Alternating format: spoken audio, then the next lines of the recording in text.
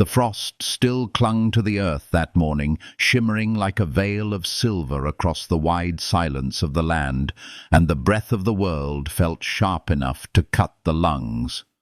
Harland Vance moved through that silence as though it were a second skin, his boots creaking against the frozen ground, rifle slung across his shoulder. To the town, he was a ghost, a man who came and went like a shadow at the edge of memory. To himself, he was nothing more than a body that rose before the sun and carried itself into another day that mirrored the one before. He was not a man who dreamed, not any more. He had buried those dreams beneath the soil of a grave he could never bring himself to visit. Yet life has its way of pulling us back, of planting seeds in the barren fields of the soul. Sometimes the seed comes in the form of a storm. Sometimes it comes in silence. And sometimes it comes in the faintest trace of blood across pine needles, guiding a weary man toward something he never expected to find. He bent low when the streaks deepened, the color stark against the white frost. Instinct told him he would find an animal wounded, maybe a deer limping somewhere ahead.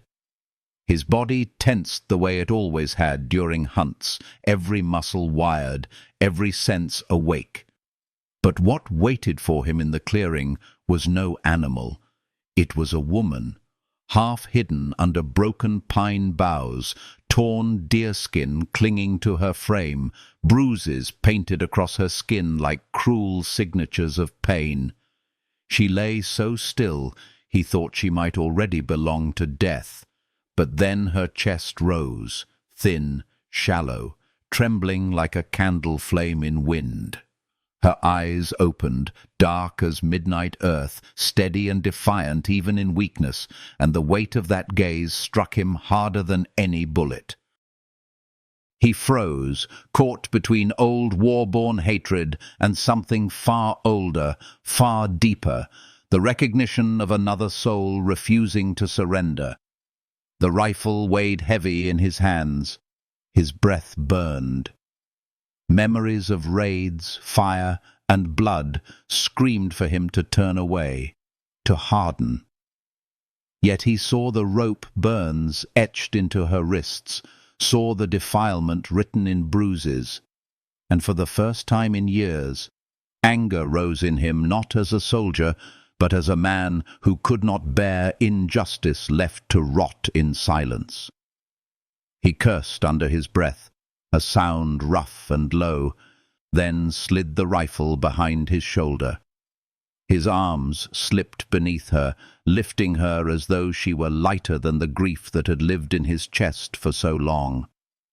The forest seemed to hold its breath as he carried her back along the trail, frost snapping beneath his boots, each step echoing with the truth that nothing in his life would remain the same.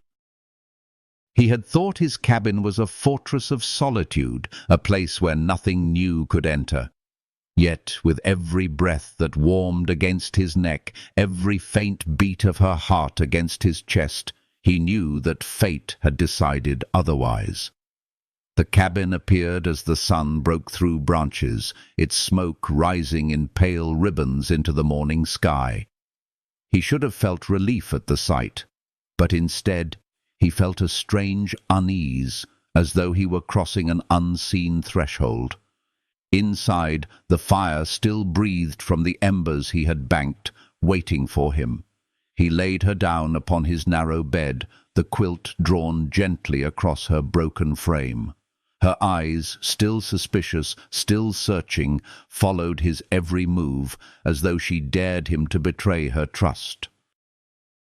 He met that look with a silence as steady as the land itself, answering not with promises, but with actions. Water pressed into her trembling hands, bread shared though his supplies were lean, a voice that spoke her name, Nia, like a word carried on the wind, meant to stay. And in that moment, the story truly began. Not with the hunt, not with solitude, not even with the wounds carved into her skin, but with the fragile thread of trust stretched between two broken lives.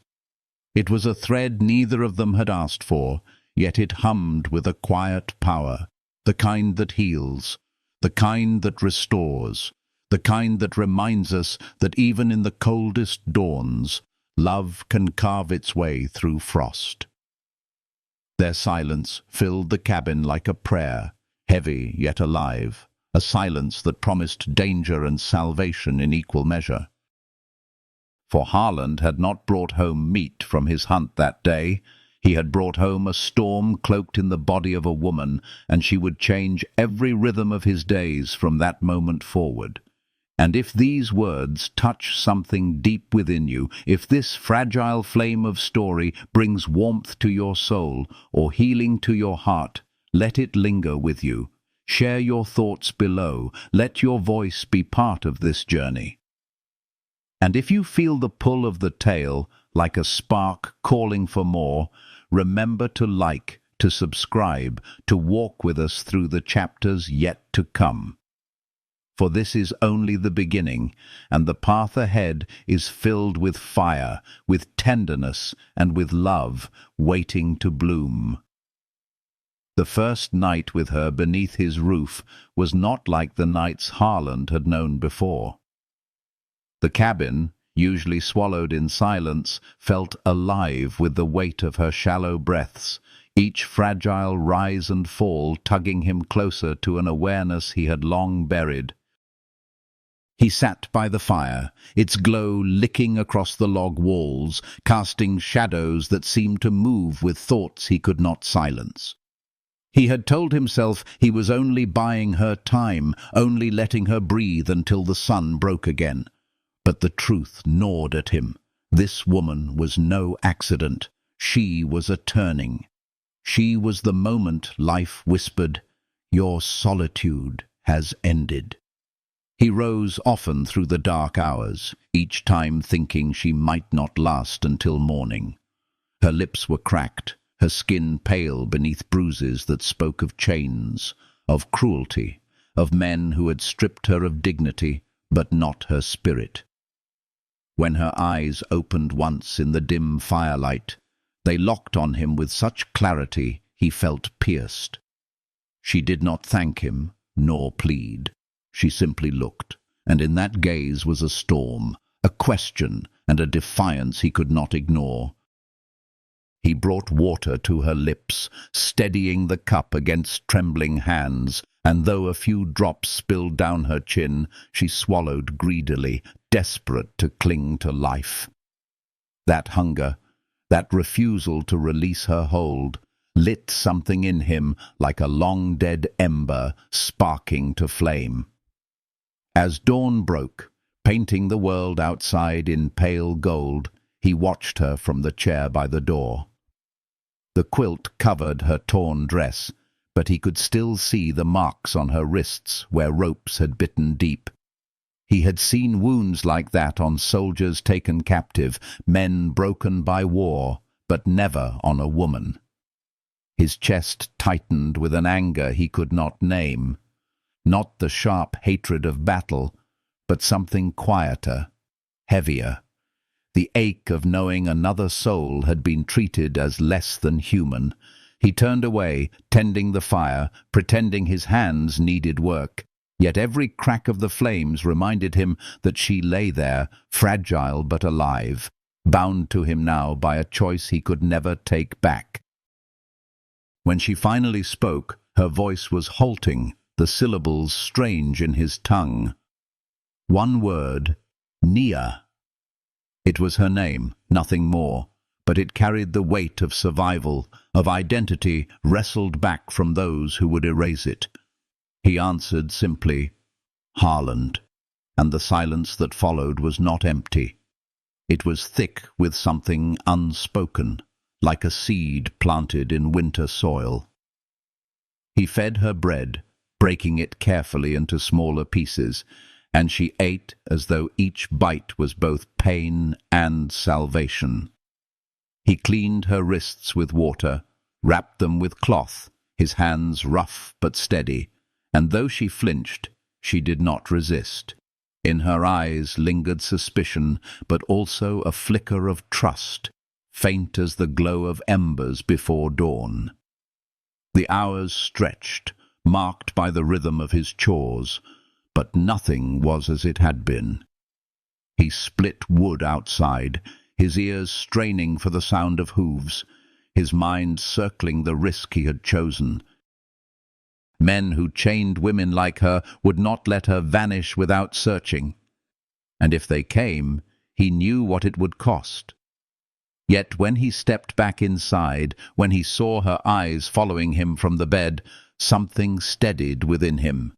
For the first time in years, his cabin no longer felt hollow. It felt like a place where breath, warmth, and fragile hope had returned. That evening, as the fire cracked and shadows lengthened, she whispered in broken English, "No, kill me." The words struck him like a blade, not because they threatened him, but because they revealed the depth of her scars. He set his knife aside, leaned forward, and spoke with the certainty of a man who meant every syllable. "Not here for that." Her body eased, the tension in her shoulders softening as her gaze searched his face for any crack, any lie. Finding none, she let out a breath, slow and weary, and closed her eyes. He sat back, the weight of her trust heavier than any weapon he had ever carried. Outside, the forest whispered with wind through pine. Inside, two lives that had no reason to touch had begun to weave together, thread by fragile thread. Harland did not know where it would lead, but he knew one thing with a clarity that surprised him. He had carried her from death's edge, and he would not let her slip back. The healing had only just begun, and though danger pressed like shadows at the edge of the ridge, there was also warmth, fragile and new, waiting to bloom. And if this story has already begun to stir something in your heart, if it brings you a sense of comfort, healing, or quiet strength, let it stay with you. Share your thoughts in the comments. Let your voice join this journey. And if you feel the fire of the tale reaching into your soul, remember to like, to subscribe, to carry this story forward. For beyond the frost and silence, something greater is waiting: love. Born in the most unlikely of places, ready to grow with every breath. The first true test of their fragile bond came not with words, but with silence, sharp enough to wound. The second morning, Harland found her eyes awake before his, fixed on the beams of the roof, as though she were listening for some sound only she could hear. The quilt clung to her shoulders, yet the weight of suspicion still wrapped her tighter than wool ever could. When he moved near the hearth, she followed his steps with a gaze that did not trust, did not yield. It was not hatred, no, something deeper. She had known too many men who turned kindness into chains. She waited for the mask to fall, for cruelty to show itself. He knew that look. He had worn it once in his own life, after war, after loss. It was the look of one who has been stripped bare but still refuses to kneel. He stoked the fire, poured water into a tin cup, and set it before her with slow, deliberate care. She hesitated, trembling hand hovering, as if the simple act of drinking carried risk. Her fingers brushed his briefly when she took the cup, and the warmth of that fleeting contact seared through him in ways the cold of war never had. She drank slowly, eyes darting back to him with every swallow, like a bird unsure if the hand feeding it meant to crush or to shelter. When she lowered the cup, her lips parted as if to speak, but only a breath escaped. Still, that breath felt like a step forward, fragile and small, yet real. Throughout the day, Harland moved through the motions of survival, splitting logs, checking the rifle, sweeping snow from the cabin's stoop. But his mind circled the woman now under his roof. She remained where he had left her, wrapped in quilt and suspicion, though her eyes never stopped tracing his movements. He understood that kind of vigilance. He had lived with it after battles, waiting for the next blow to fall. The room no longer echoed with the emptiness he had known for years. It hummed with something different. A fragile thread stretched tight between them, thin enough to snap yet strong enough to bind. When hunger pressed her, he offered food again, beans warmed by the fire, half a heel of bread he could ill afford to share. She ate with painful caution, each chew a reminder of her exhaustion. He said nothing, only watched the faint colour return to her cheeks as sustenance steadied her. When her gaze met his briefly, suspicion did not vanish, but something else glimmered there. Reluctant acknowledgement. He had not struck, had not chained, had not abandoned her to the cold. He had given, and giving, no matter how small, has a healing power that even the most scarred souls cannot wholly resist. As night crept in, a hush fell across the cabin. She shifted beneath the quilt, her voice breaking the stillness in a whisper that carried both fear and challenge. "Why?" The word hung heavy, raw and unfinished. He set aside the knife he had been sharpening, met her eyes with the steadiness of one who had lived long in silence. His answer was plain, stripped of ornament, yet it carried more weight than any promise. "Didn't want to see you die." She searched him for lies, for cracks in his voice, but found none. Slowly, her shoulders eased, her breathing softened, and her gaze dropped not in defeat, but in the first tremor of trust. Harland leaned back in his chair, firelight painting his lined face, and felt the truth settle over him like the snow outside. He had chosen. Not just to carry her from the clearing, not just to feed her another day, but to stand between her and the death she had been abandoned to. He had lived too long with the ache of solitude, too long with the memory of a grave. But tonight his cabin breathed with something new, fragile, uncertain, yet alive. And life, once given, has its way of rooting deep, no matter the soil. The forest whispered beyond the walls, shadows shifting against the window, but inside the cabin 2 broken lives had begun to orbit one another. The silence was no longer empty. It was heavy with possibility, with danger, with a quiet warmth that pressed gently against old scars. It was the silence before a story blooms into love. And if this moment stirs your heart, if you feel the quiet healing woven through their fragile beginning, let it linger with you. Share your thoughts in the comments, leave a trace of your own story, and if the fire of this tale warms your spirit, remember to like, to subscribe, to walk beside us as the path unfolds. For every ember of trust, every glance heavy with unspoken meaning, is leading them closer to the kind of love that can heal even the deepest wounds. The moment she first stood on her trembling legs, clutching the edge of the bedpost, with fingers still raw from old ropes, Harland felt the world tilt in ways he had not expected. For days she had been the still figure beneath his quilt, eyes sharp, yet body too frail to move.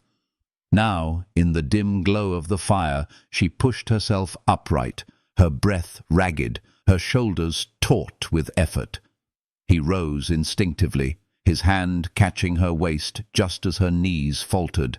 The contact startled them both. Her breath rushed, quick and uneven, but she did not pull away.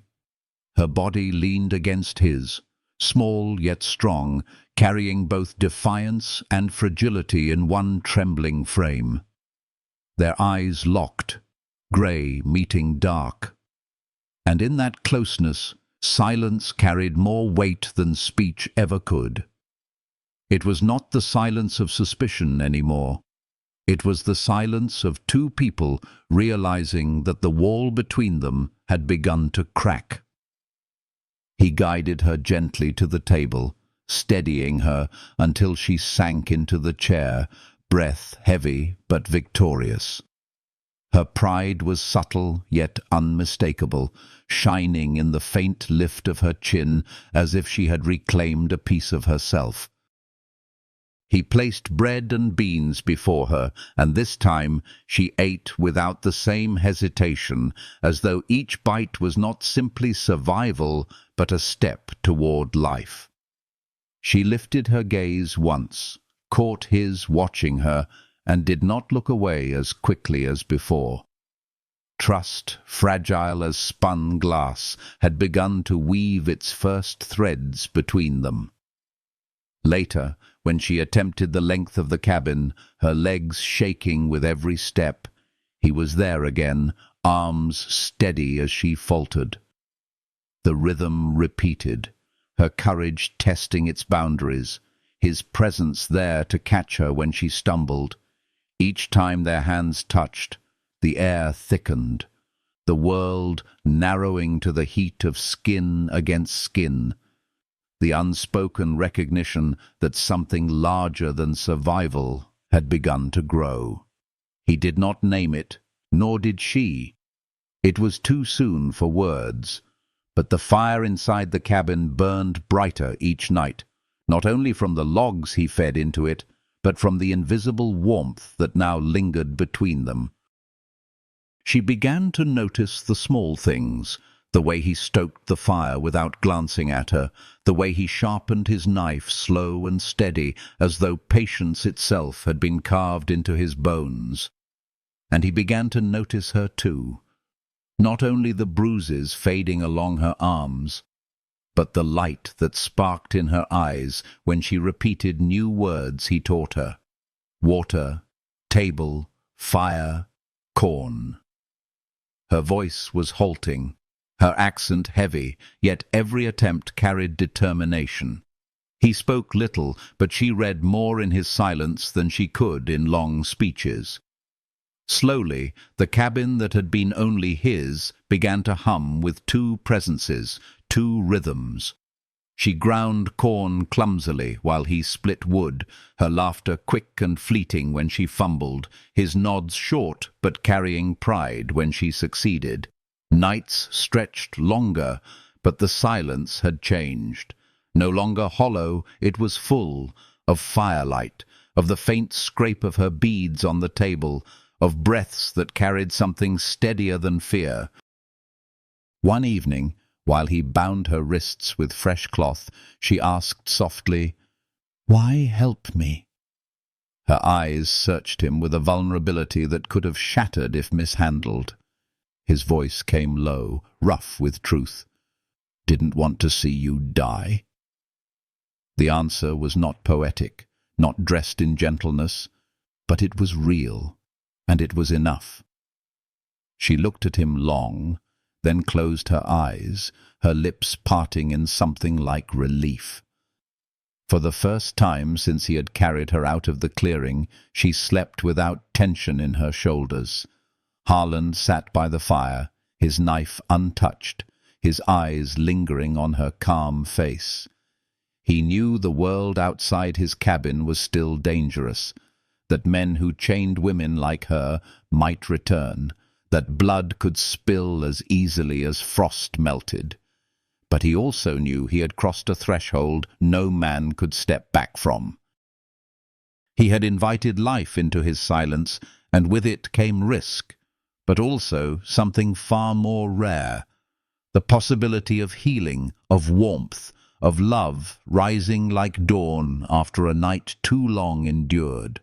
And if this unfolding story stirs warmth in your heart, If you feel the quiet fire of healing in the fragile trust between them, let it stay with you. Share your reflections in the comments. Breathe life into the silence of this tale with your voice. And if the journey calls you further, if you wish to walk through the next chapters of fire and tenderness, remember to like, to subscribe, to stand with us as this story blooms.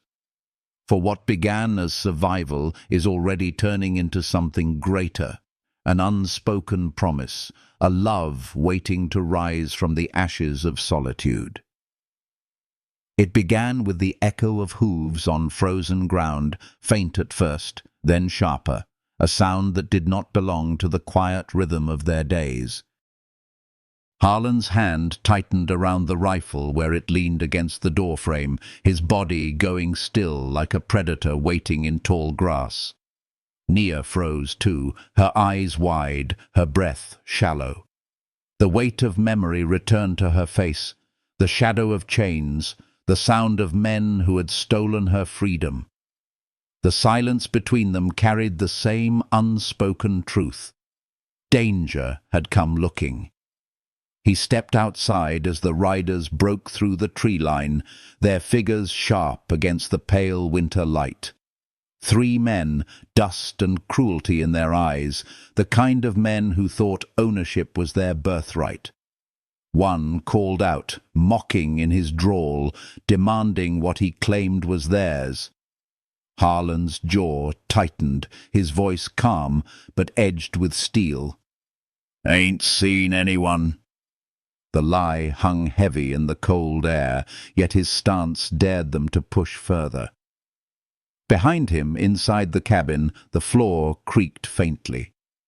He didn't need to turn. He knew Nia was standing near the door, listening, fear trembling through her body, but pride holding her steady. The men pressed, suspicion glinting in their words. One leaned forward in his saddle, eyes narrowing. "Town says you brought something back." Harlan's grip shifted on the rifle. His silence cut sharper than any threat. When they spat the word property, his chest burned with a fury deeper than war. Property. They spoke of her as if she were a thing, a possession to be traded, and in that instant any hesitation in him died. He would not hand her over. Not now, not ever. The standoff stretched like a wire ready to snap. Fingers twitched near triggers, breath misted in the cold, the air heavy with the promise of violence. Then, just as sudden as they had come, the riders turned, spitting curses, promising return. Their hooves thundered back into the forest, leaving the clearing heavy with tension. Harlan lowered his rifle only when the sound faded, the breath he'd held breaking rough from his chest. When he stepped inside, he found her near the bed, hands gripping the quilt tight, her face pale, yet her eyes steady. "They know," she whispered, her voice small but clear. He set the rifle against the wall, meeting her gaze with a certainty he did not feel the need to dress in words. "They won't take you." She trembled, her strength cracking, and he moved closer without thinking, his hand brushing her arm. She did not pull away. Instead, her breath slowed, her body leaning subtly toward his, as though his presence had become her anchor against the storm. That night the fire burned low, but the cabin held a weight it had not before. She sat across from him, her hands still shaking, her eyes following his every movement as he cleaned the rifle with slow, deliberate care. Finally her voice broke the silence. "Why risk?" He looked at her long, the firelight catching in his grey eyes. His answer was plain, rough with truth. "Because I said I would." The words fell between them like a vow. She studied him, the tension in her gaze softening. Slowly she stretched her hand across the table, stopping just short of his. He left his hand where it was, close enough that the warmth of her skin reached him. For a long moment they sat in that quiet nearness, bound not by chains or fear, but by choice. Outside, the wind rattled the shutters. Inside, a decision had been made. He had defied the men who claimed her, and she had found someone who would stand when others only struck. It was more than survival now.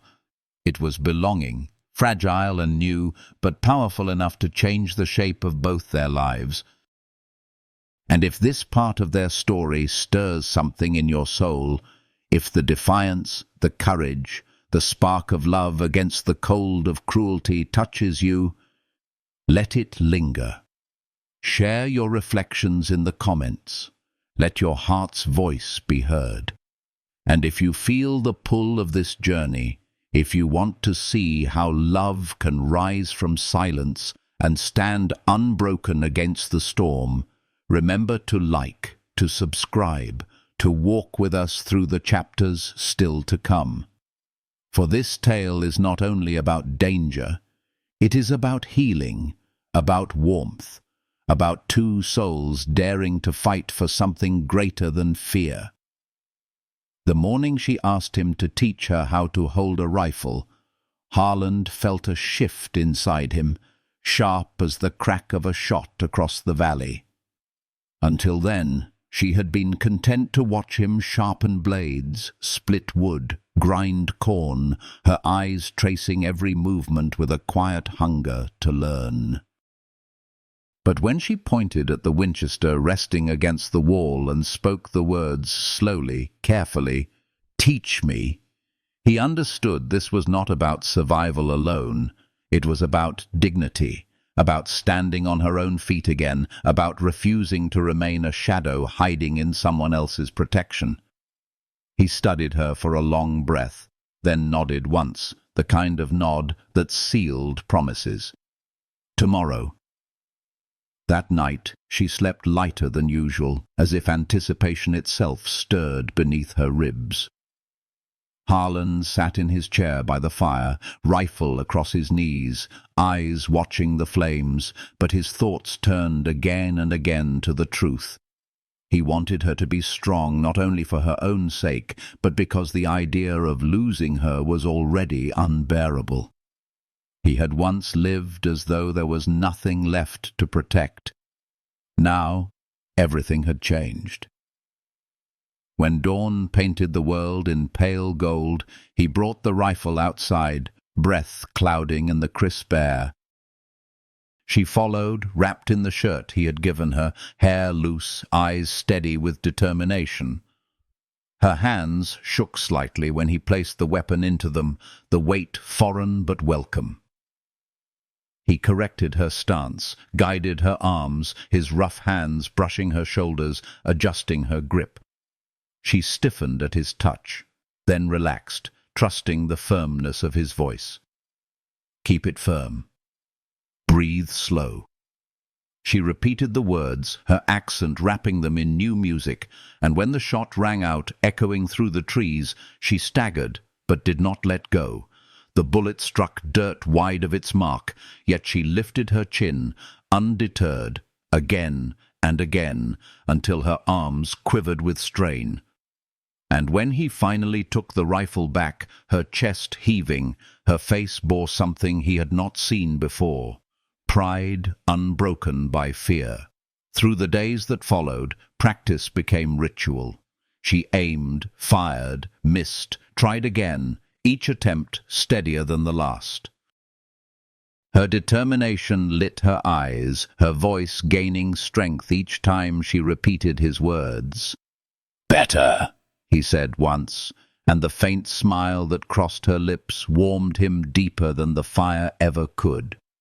At night, she sat by the hearth, grinding corn, pausing to ask for new words: knife, water, sky, safe.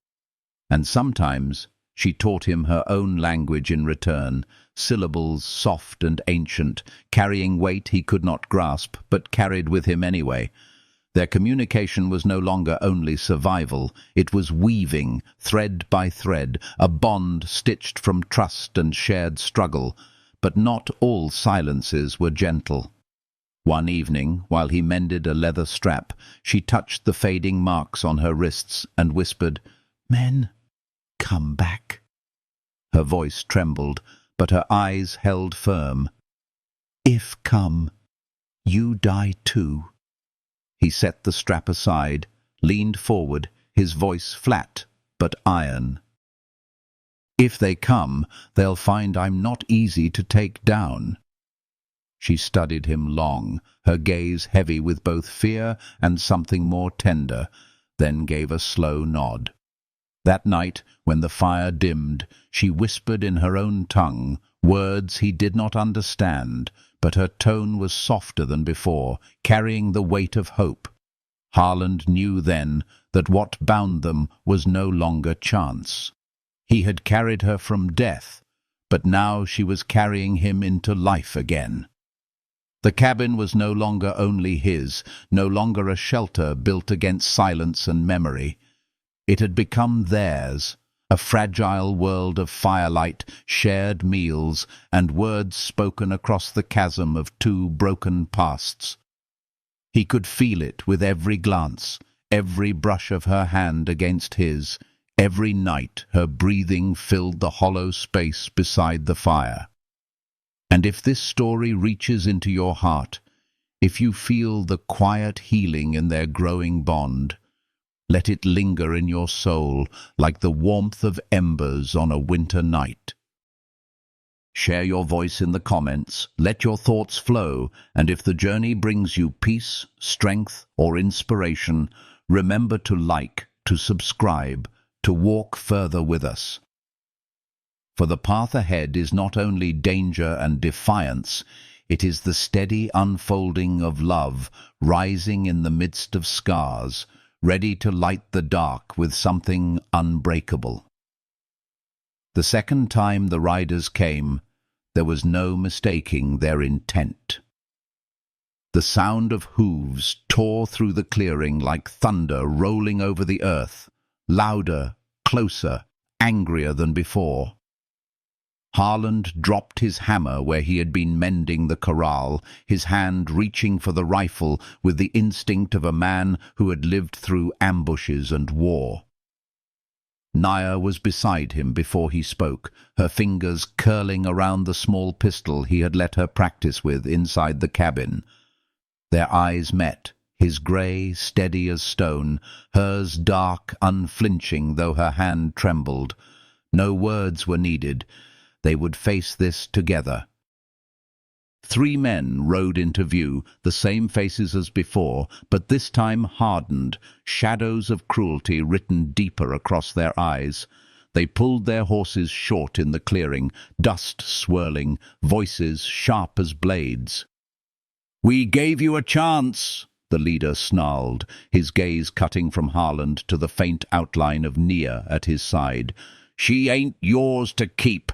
Hand her over or bleed for nothing." Harland's jaw clenched, the rifle raised, barrel steady though his heart hammered. His voice came low, each word deliberate. "You're not taking her."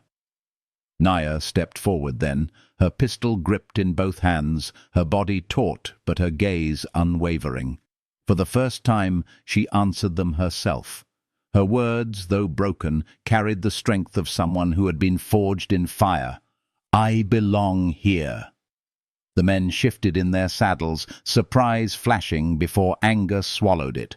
One spat into the dirt, muttering threats, but none dared to step closer. The leader's eyes narrowed, weighing the sight of 2 souls who would not bend, 2 figures rooted like oak against the storm. The standoff stretched long enough to steal the air from their lungs. Then, with a curse torn from his throat, he jerked his reins. "This ain't over." They wheeled their horses and vanished into the trees, their threats trailing like smoke in the wind. Only when the hooves had faded did Harland lower the rifle. His chest burned with the weight of the moment, but when he turned to Naya, he saw not fear in her eyes, but fierce determination. Her hands still shook, but she did not loosen her grip until he reached out, gently taking the pistol from her. She let it go slowly, her breath ragged, her body leaning slightly toward his, as though she had carried more than bullets in that stand. She had carried the truth of her choice. Together. That night the cabin glowed not only with firelight, but with something deeper. They sat close, silence thick yet warm, the danger of the day lingering in every shadow. She broke it first, her voice quiet but steady. "We fight together." He looked at her long, the flicker of flame painting her face in gold and shadow. "Yeah," he answered, rough and certain. "Together." Her hand moved across the table, hesitant at first, then sure, fingers brushing his, not asking, not pleading, but affirming. He left his hand where it was, the warmth of her skin sinking into him, more powerful than any vow spoken aloud. Later, when she lay beneath the quilt, she whispered words that held the weight of promise. "I stay. Always." He lowered beside her, his arm wrapping around her shoulders, his lips pressing to the crown of her head. "That's all I want," he murmured, voice soft but fierce. In the quiet that followed, the storm outside their door felt smaller, no longer something to fear, but something to face. For the first time since the grave he had left behind, Harland knew what it meant to live not for survival, but for love. The world outside would not forget, and danger would return. Yet, in that moment, as the fire burned steady, as her breath softened against his chest, the cabin was no longer a refuge of solitude. It was a home, filled with warmth, healing, and the kind of love that steels itself against every storm. And if this chapter fills you with hope, if you feel the healing power of their defiance and the fire of love that begins in quiet, fragile moments, let it rest in your heart. Share your reflections in the comments. Add your voice to their journey.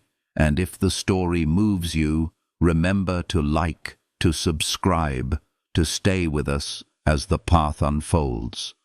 For the greatest love stories are not born in ease. They are carved in fire, in faith, and in the promise of standing side by side, no matter the cost.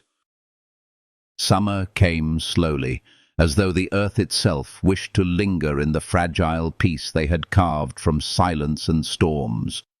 The snows melted into streams that wound through the valley, carrying with them the last chill of winter.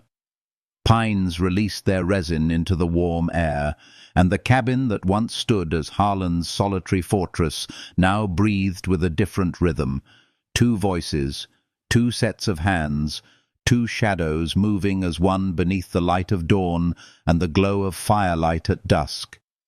The transformation was not sudden.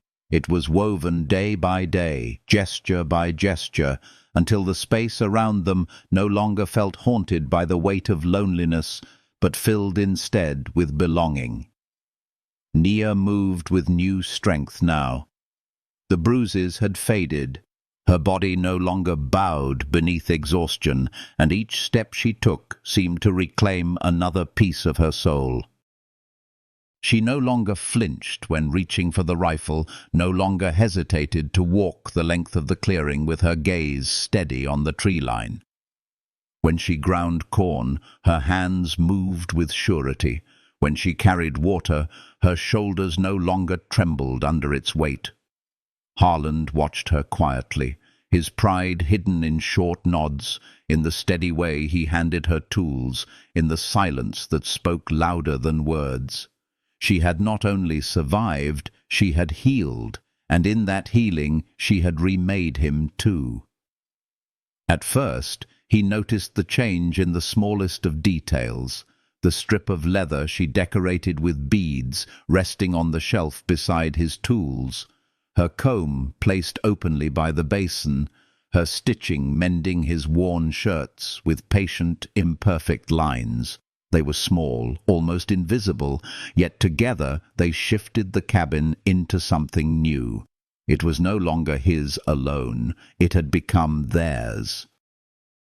The air no longer carried the hollow weight of grief, but the gentle warmth of two lives intertwining. At night, when they sat by the fire, she leaned against him without hesitation, her head resting on his shoulder, her hand brushing his with the quiet certainty of love that does not need to be declared aloud. He had once thought his life had ended with the woman he buried beneath an oak tree in Texas. Now, here in this remote clearing, he found that love could rise again, not as a replacement, but as a rebirth. There were moments when shadows pressed close, when memory reminded them both of chains and loss, when the echo of hooves on distant trails made his hand reach for the rifle and her eyes flicker with fear. But even then, they faced it together. She stood beside him, not behind, her body steady, her voice certain.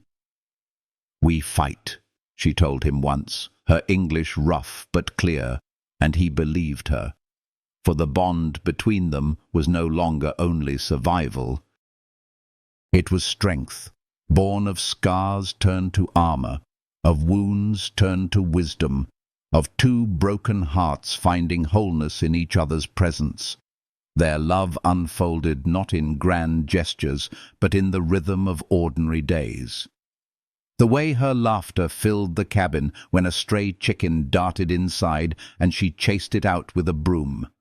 The way his lips brushed her temple as he passed her a bowl of beans. The way they worked side by side, his hands steady on wood and steel, hers learning the grace of domestic tasks, and found in those small labors the vast healing truth of partnership. They kissed not with desperation, but with the quiet fire of two souls who had carried too much and yet still dared to hope. At night, beneath the quilt, they whispered promises not of eternity, but of tomorrow, and then another and another, each one more precious because they knew how easily it could have been lost. By summer, the cabin stood the same in wood and stone, but within its walls everything had changed. The silence was alive, heavy with warmth, threaded with the soft sounds of life. Harland, once a man carved from grief and solitude, now woke each morning to the sight of Nia's dark hair spread across his pillow, her breath slow and steady, her presence anchoring him more deeply than the earth itself. Nia, once abandoned and broken, now walked the clearing with her head high, her spirit unshackled, her heart safe in the hands of a man who had chosen her not out of pity, but out of love. Together they had built not merely survival, but a home, a family carved from the ashes of loneliness and the ruins of pain. And so their story did not end. It began again in the simple, sacred act of living side by side. Two souls, scarred but unbroken, choosing each other in every moment, weaving love not from perfection but from resilience. A love that healed, that endured, that belonged. If their journey has touched something within you, if the warmth of their healing love has brought comfort to your heart, let your voice be part of this story. Leave your thoughts in the comments. Share the echoes of your own heart. And if you wish to walk further with them, to see love grow beyond silence and firelight, remember to like, to subscribe, to carry this tale onward. For the greatest stories of all are not only told, they are shared, lived and remembered together.